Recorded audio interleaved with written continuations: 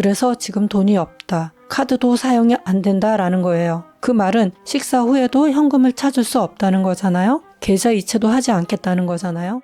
안녕하세요. 아줌마예요. 두 사람이 식당에 가게 되면 1차를 누군가 내고 2차를 다른 사람이 내죠? 아니면 각자 부담을 하던지요? 이번 이야기는 음식값에 대한 이야기예요. 독일에 살고 있는 진아 씨는 프랑크푸르트에 일이 있어서 갔다가 프랑크푸르트 근방에 살고 있는 정숙이라는 한국인을 알게 되었어요. 얼마 지난 후에 진아 씨가 다시 프랑크푸르트에 갈 일이 생겨서 정숙 씨를 또 만날 수 있었어요. 진아 씨는 아들을, 정숙 씨는 아들과 딸을 데리고 함께 만났어요. 진아 씨는 프랑크푸르트에서 볼일을 마친 후 정숙 씨네를 만났어요. 당시 진아 씨와 정숙 씨의 아이들은 10살 미만이었어요. 프랑크푸르트를 잘 아는 정숙 씨가 점심 장소로 대형 마켓을 추천했어요. 거기에 있는 식당에서는 아이들과 편하게 점심을 먹을 수 있고 아이들이 놀 수 있는 실내 놀이터도 있다고 말했어요. 그래서 모두 정숙 씨의 차를 타고 그 대형 마켓으로 이동했어요. 그 대형 마켓에 있는 식당은 뷔페식이었어요. 진아 씨와 정숙 씨는 각자 자신과 아이들이 먹을 음식을 쟁반에 담아서 계산대로 향했어요. 진아 씨는 점심값을 어떻게 해야 할지 생각했어요. 진아 씨가 모두의 점심값을 낼지 아니면 정숙 씨가 낸다고 하면 이 차는 자신이 내면 될 것 같았어요. 혹시 정숙 씨가 각자 내자고 하면 그렇게 할 생각이었어요. 정숙 씨에게 어떻게 점심값을 낼지 물어볼까도 잠시 생각했는데 계산대에서 정숙 씨가 좀 떨어져 있었어요. 계산대에 손님이 더 이상 없어서 진아 씨가 계산을 하려고 쟁반을 계산대 앞에 올려놓았는데 정숙 씨가 어느새 와서는 자신의 쟁반도 놓았어요. 그때 계산대 직원이 물었어요. 따로 해요? 같이 해요?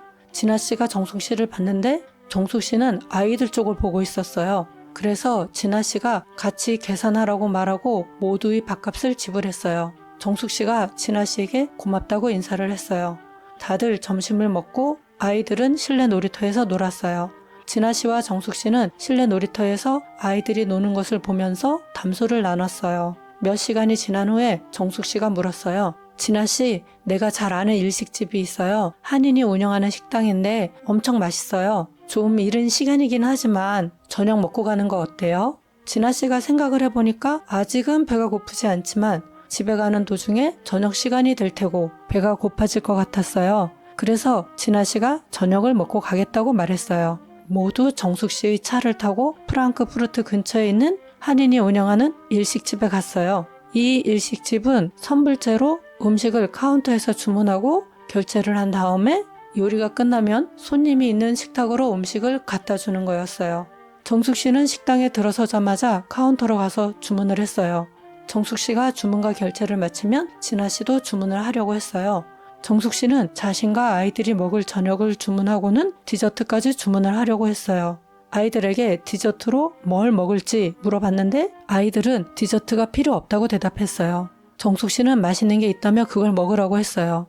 아이들은 디저트는 안 먹는다고 다시 말했지만 정숙 씨가 반강제로 주문을 했어요. 근데 주문을 마친 정숙 씨는 계산은 안 하고 진아 씨에게 이렇게 말했어요. 진아 씨, 지금 내가 카드에 문제가 있어요. 미안하지만 진아 씨가 우리 거 계산을 좀 해줄래요? 자세한 건 이따가 설명할게요. 진아 씨는 정숙 씨에게 잠시 문제가 생겼나 보다 생각하고 정숙 씨네 식사분을 결제해 주었어요.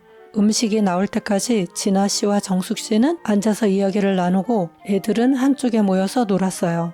정숙 씨가 말하길 며칠 전부터 카드가 이상했다. 오늘 아침에 현금을 찾으려고 은행에 다시 가봤지만 찾을 수가 없었다. 그래서 지금 돈이 없다. 카드도 사용이 안 된다라는 거예요.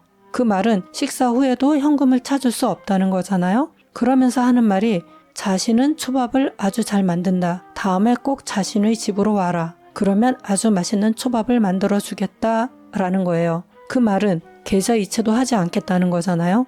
그 상황에서 진아 씨는 카드나 현금에 대해서 따지고 싶지 않았어요. 그냥 식사를 마치고 헤어졌어요. 그리고 진아 씨는 밥값 때문에 정숙 씨에게 연락하고 싶지도 않았어요. 그런 사람이랑 다시는 어울리고 싶지 않았거든요. 그 후에 정숙 씨가 진아 씨에게 연락을 했거나 집으로 초대를 했을까요? 아니요. 그 이후 정숙 씨는 진아 씨에게 전화 한 번을 하지 않았어요. 진아 씨나 진아 씨 친구들 그리고 지인들 사이에서 이런 적은 한 번도 없었어요.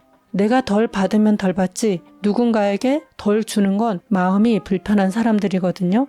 정숙 씨가 카드가 이상했다고 말했는데 무슨 카드에 무슨 문제가 생겼는지는 알 수 없고, 만약 현금 카드에 문제가 생겼다면 남편이랑 같이 사는데 남편에게 얘기해서 미리 돈을 챙겨놨어야죠. 그리고 약속 있는 날 애 둘과 함께 누군가를 만나면서 식사를 하러 갔고 돈 없는 상황을 말하지 않았어요. 그리고 점심뿐 아니라 저녁까지 그것도 비싼 일식집으로 갔고 거기에 아이들에게 반강제로 후식까지 먹게 하는 게 일반적으로 할 수 있는 일은 아니잖아요. 만약 카드가 되거나 돈이 있는데 정숙 씨가 그렇게 했다면 정말 나쁜 사람인 거죠. 맞벌이하는 정숙 씨네의 경제 사정은 몰라도 그런 식으로 두 끼를 해결하는 건 상식적으로 이해할 수 없죠. 이런 건 가난한 거랑은 상관없잖아요. 돈이 문제가 아니라 정신이 가난한 거죠. 이런 상황은 진아 씨 인생에서 처음 있는 일이었어요. 진아 씨는 이렇게 말해요. 내가 누군가에게 10원이라도 덜 주면 마음이 불편한데 누군가 내 돈으로 잘 먹었으니까 됐어요. 라고요. 제가 말씀드리고 싶은 게 한 가지 있어요. 독일에 사는 한국인들이 모두 정숙 씨 같지는 않아요. 오늘 제 이야기는 여기까지입니다. 끝!